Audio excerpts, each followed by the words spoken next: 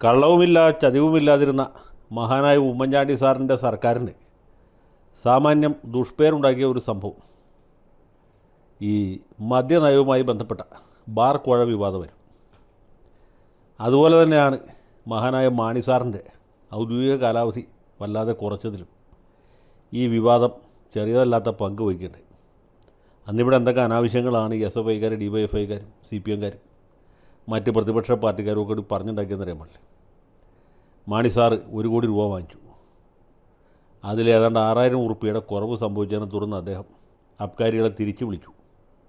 നോട്ടെണ്ണുന്ന യന്ത്രത്തിൽ വെച്ച് തുപ്പൽ തൊടാതെ ഈ സംഖ്യ എണ്ണി തിട്ടപ്പെടുത്തി എന്നൊക്കെയാണ് പറഞ്ഞത്. അതിനെ തുടർന്ന് പലവിധ വിവാദങ്ങളുണ്ടായി, അപവാദങ്ങളുണ്ടായി. അന്ന് KPCC പ്രസിഡൻ്റായിരുന്ന മഹാനായ VM സുധീരൻ ഇത് ഏറ്റെടുത്തു. അദ്ദേഹത്തിൻ്റെ ഇടപെടൽ കാരണം മാണി സാറ് കാലാവധി എത്താതെ രാജിവെച്ചു പോയി എന്ന് മാത്രമല്ല, ബാബുവിൻ്റെ സൽപ്പേരിനും അത് വലിയ കളങ്കം ചാർത്തി. അതുപോലെ തന്നെ ബെന്നി ബെഹനാൻ, അടൂർ പ്രകാശ്, അത് ഡൊമിനിക് പ്രസൻറ്റേഷൻ, ഇവർക്കൊക്കെ വലിയ ചീത്തപ്പേരുണ്ടാക്കി. ഉമ്മൻചാണ്ടിയും ബാബുവും ഉമ്മൻചാണ്ടി കഷ്ടിച്ച് രക്ഷപ്പെട്ടു. ബാബു തെരഞ്ഞെടുപ്പിൽ തോറ്റു, ഡൊമിനിക്കും തോറ്റു. പാവം ബെന്നി ബെഹനാനും മത്സരിക്കാൻ സീറ്റ് തന്നെ കിട്ടിയില്ല. ഇത്രയൊക്കെ കലാമിറ്റി ഉണ്ടാക്കിയത് ആ ഒരു വിവാദമാണ്. അത് കഴിഞ്ഞ് 10 കൊല്ലം CPMകാർ ഭരിച്ചപ്പോൾ ഒരു വിവാദം ഉണ്ടായില്ല. ചോദിപ്പിൻ തരപ്പെടും എന്ന ദൈവവചനത്തെ മുറുകെ പിടിച്ചുകൊണ്ട് ചോദിച്ചവർക്കൊക്കെ ബാർ കൊടുത്തു. പഴയ 2 സ്റ്റാറുകാരൊക്കെ ബിയർ ആൻഡ് വൈൻ പാർലറായിട്ട് ഗംഭീരമായിട്ട് നടത്തി. 3 സ്റ്റാറിനും 4 സ്റ്റാറിനുമൊക്കെ ബാർ ലൈസൻസ് കൊടുത്തു. എന്ന് മാത്രമല്ല, ഹെറിറ്റേജ് ബാറുകൾ എന്ന് പറഞ്ഞ് പുതിയൊരു ഇനം കൂടി നമ്മുടെ നാട്ടിലുണ്ടായി വന്നു. അങ്ങനെ നാടൊട്ടുക്ക് ഒരു മദ്യവിപ്ലവം നടപ്പാക്കാനായിട്ട് ഇടതുപക്ഷത്തിന് സാധിച്ചു. ഈ സത്യമേവ ജയതേ എന്നൊക്കെ പറഞ്ഞ പോലെ മദ്യമേവ ജയതേ എന്നുള്ളതായിരുന്നു LDF സർക്കാരിൻ്റെ ഒരു മുദ്രാവാക്യം. അത് വളരെ ഗംഭീരമായിട്ട് നടന്നു. ആർക്കും ഒരു ആക്ഷേപം ഉണ്ടായില്ല. വെള്ളാപ്പള്ളി നടേശനും ആക്ഷേപം ഉണ്ടായില്ല, സുകുമാരൻ നായർക്കും ആക്ഷേപം ഉണ്ടായില്ല, അല്ലെങ്കിൽ കാന്തപുരം മുസ്ലിയാർക്കും പരാതി ഉണ്ടായില്ല, ജിഫ്രി തങ്ങൾക്കും പരാതി ഉണ്ടായില്ല. കത്തോലിക്ക മതമേലധ്യക്ഷന്മാരുടെ ആരും പറയാൻ വേണ്ട, അവരിതൊക്കെ സന്തോഷിക്കുകയാണ് ചെയ്തത്. കാരണം ഈ 3 സ്റ്റാർ 4 സ്റ്റാറൊക്കെ നടന്ന അധികം കത്തോലിക്കരാണ്. വെറും 2 സ്റ്റാർ അതിൽ താഴെ സ്റ്റാറില്ലാത്ത ബാറുകൾ നടത്തുന്ന അധികം ഈഴവരാണ്. അതുകൊണ്ടാണ് അവർ ഈ നിലവാരം കുറഞ്ഞ ബാറുകൾക്ക് ലൈസൻസ് പുതുക്കി കൊടുക്കരുത് എന്ന് വളരെ ശക്തമായിട്ട് ശടിച്ചതും. പിന്നീട് 3 സ്റ്റാറും 4 സ്റ്റാറും പൂട്ടും എന്ന് വന്നപ്പോൾ തലയിൽ കൈവച്ച് ഉമ്മൻചാണ്ടിയെ ശപിക്കുകയും ചെയ്തു. അപ്പോൾ ഇതാണ് ഇവിടുത്തെ നാട്ടു നടപ്പ്. ഇപ്പോഴിതാ വീണ്ടും UDF സർക്കാർ വന്നപ്പോൾ തന്നെ വിപ്ലവകരമായൊരു തീരുമാനവും കൈക്കൊണ്ടതെന്ന് വെച്ചാൽ ഈ വീര്യം കുറഞ്ഞ മദ്യങ്ങൾക്ക്, മദ്യം തന്നെ പറയാൻ പറ്റില്ല, വീര്യമില്ലെങ്കിൽ പിന്നെ എന്ത് മദ്യം, വീര്യം കുറഞ്ഞ മദ്യത്തിന് അതിനുള്ള നികുതി കുറച്ച് കൊടുത്തു. അപ്പോൾ സർക്കാർ പറഞ്ഞ ന്യായം എന്ന് വെച്ചാൽ വീര്യം കുറഞ്ഞ മദ്യം സുലഭമാകും. വീര്യം കുറഞ്ഞ മദ്യം എന്ന് കേട്ടാൽ നിങ്ങൾ തെറ്റിദ്ധരിക്കരുത്, ബിയറും വൈനുമാണ്. ബിയറും വൈനും സുലഭമായിട്ട് കിട്ടുമ്പോൾ സ്കൂൾ കുട്ടികളടക്കം എല്ലാവരും അത് മാത്രം മേടിച്ച് കഴിക്കുള്ളൂ. കാരണം വില കുറവാണ്. ടാക്സ് കുറയുന്നതനുസരിച്ച് സാധനത്തിൻ്റെ വില കുറയും. വില കുറയുന്നതനുസരിച്ച് ഉപയോഗം വർദ്ധിക്കും.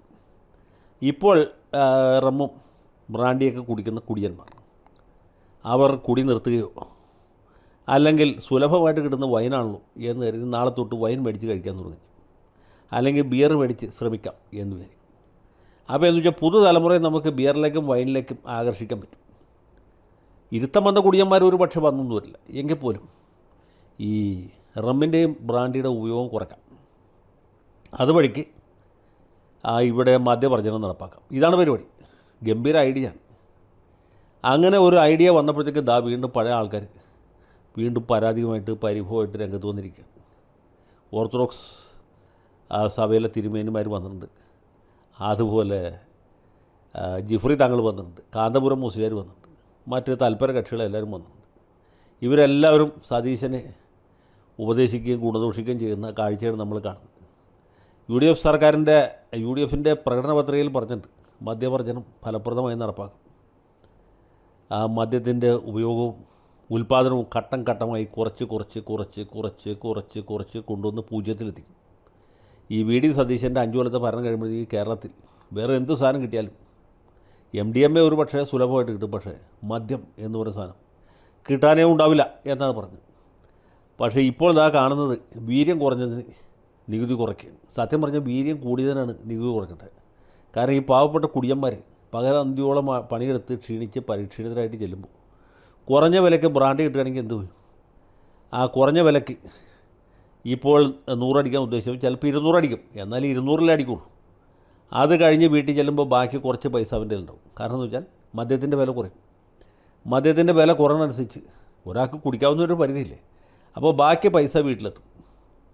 അങ്ങനെയാണെങ്കിൽ അത് നമ്മുടെ നാട്ടിൽ സാമൂഹ്യ സുരക്ഷ ഉറപ്പുവരുത്തും. അതുകൊണ്ട് ഭർത്താക്കന്മാർ ഭാര്യമാർ ഇടിക്കാതിരിക്കും.